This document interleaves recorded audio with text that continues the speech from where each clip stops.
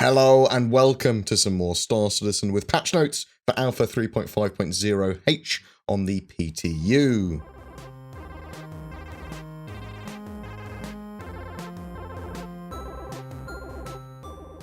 This patch is still currently first wave, which means Evocati subscribers and Concierge have access to it. I am expecting a live build of 3.5 between the 29th of March and the 5th of April, with more PTU waves out anytime now. The current testing focus is IFCS, flight model, heat rework, atmospheric flight, arena commander, balance with manual gimbals, auto convergence, cannons versus repeaters versus scatterguns, and ship rolls.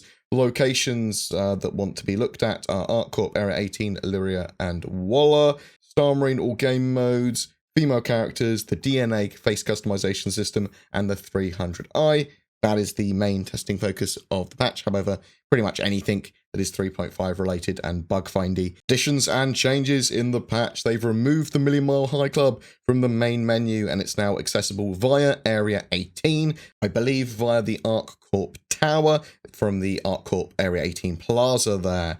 Center, mass, and armor shops throughout the persistent universe have had updated inventories and may differentiate in prices at different locations now. A bit more of an interesting economy. They've updated dressing in the player hubs and multiple performance optimizations have been made around Lawville. They've updated ArcCorp area missions, updated the dialogue to AI for bounty hunter missions.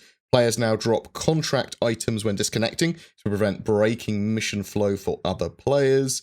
Some ship and vehicle stuff. VFX passes have been made on the 300i damage and destruction states. IFCF's tuning pass on the 300i, including mass corrections. Quantum drive audio has been updated. They've increased interaction distance for larger ships in the in-game stores.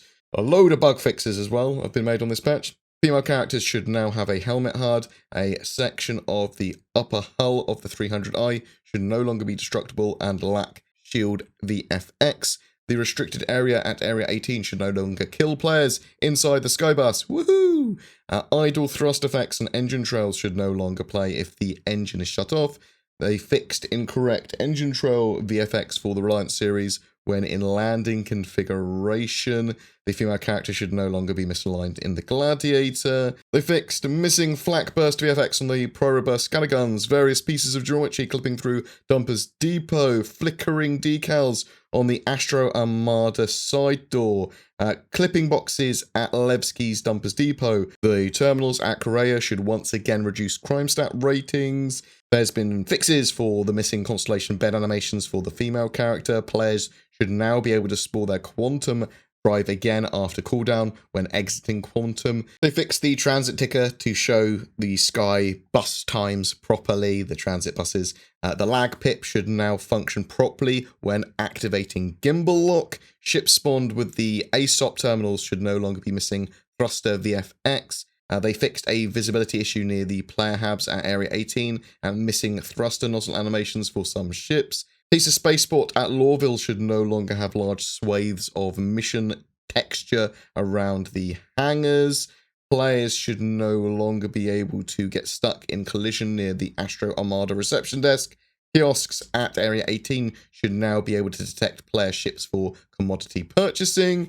They fixed several incorrect materials for female armors. Female player models should no longer be able to clip through seats. They fixed clickable areas in the character customizer.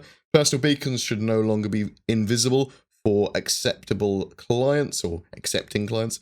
They fixed multiple female model seat and hand positions while seating. Lots of issues with that. Mining scanning UIs not displaying correct optimal power levels were fixed. Ship claim interface should now show correct claim and expedite times and prices. They fixed Area 18 Kasaba door popping when opening and closing. Area 18 hangars should no longer immediately destroy some ships, which is great. And they fixed 2 server crashes and 7 client crashes. There are still some major issues with the patch. You will crash if you try to manually land at Area 18 when you are close to the landing pad. Use auto land, which requires you to be in landing mode by pressing N and then holding N when you're close to a landing pad. That will auto land you. You won't crash. Some aspect ratios do not work well with the ship HUD as well.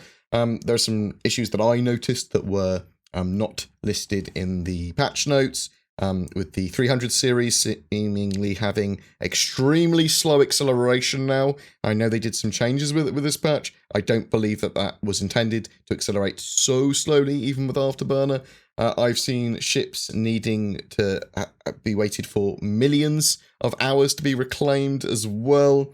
They seem to be making optimizations to cities and landing zones in general, and my frame rates were up in Area 18. Apparently it's reasonable at Lawville as well now. That's gone up a bit, even more. The big fixes seem to be various crashes, and the 30k crashes that people were having, at least for me, has been resolved. I haven't played for dozens of hours or anything, so I don't know, but it looks to me like they've been resolved. I was still having a couple of problems getting out of the starport around ArcCorp, Area 18 as well. Leaving there sometimes kills you still, which is a little annoying. I did get out a couple of times, quite luckily, but it seems to be a high death rate. Just walking around that area, your legs just suddenly take a load of damage. My frame rate that I was having in Area 18 is significantly improved. Significantly so. I didn't really realise it until reviewing the footage that I was recording this video with. But my frame rate is up from around 18 to 25 to sort of like the lowest it will be at any one time is sort of like 28 to 30 and much closer to 40 and 50 around Area 18, which is great optimization there. So I'm glad they are pushing forward with that. There is a whole host of bug fixes and hooking up of bits that makes the 3.5 patch closer to its live goal, but also they are starting to add some of the more economy-based things. The shops are getting hooked up now with actual items in them. I'm hoping that we will see some other trade routes which are comparable, or at least allow people a bit of a choice and alternative to Jumptown.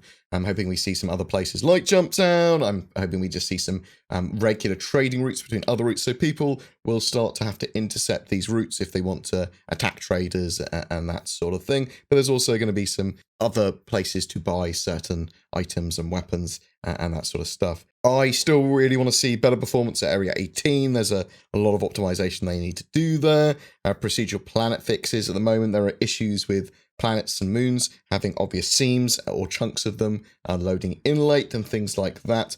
So them tweaking that would be great. It's more obvious when it comes to seams and sort of like odd procedural generation or odd planetary generation on ArcCorp at the moment.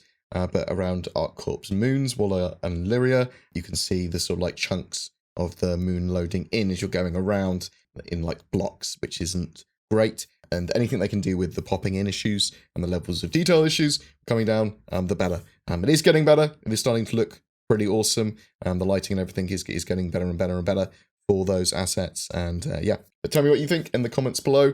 Are you enjoying this latest patch? Do you have access? Are you waiting with bated breath for the next wave of PTU, or are you just waiting for that live build? If you've been able to test out the new flight model, what do you think of it? I will be getting a video up of that later today is the plan, talking about some of my thoughts on that and how it actually works, that sort of jazz. Every month we have a ship giveaway. This month, by popular demand again, it's for an Anvil Carrack. This time sponsored by Forgotten Heralds, a lawful private military company with a history grounded in UEE military service. They are recruiting at the moment and are a good choice for both veteran and new players alike. All you need to do to be in for a chance of winning that Carrack, though, is be subscribed to my YouTube channel and comment on any of my Star Citizen videos made during this month. Links to more info on Forgotten Heralds and full details of the giveaway down below. If you don't have a gaming PC yet, or you are upgrading, instead consider Shadow Cloud Gaming. They allow you to leverage the powers of the internet to stream a high-spec Windows 10 environment to any other PC, Mac, or device like a smartphone or tablet.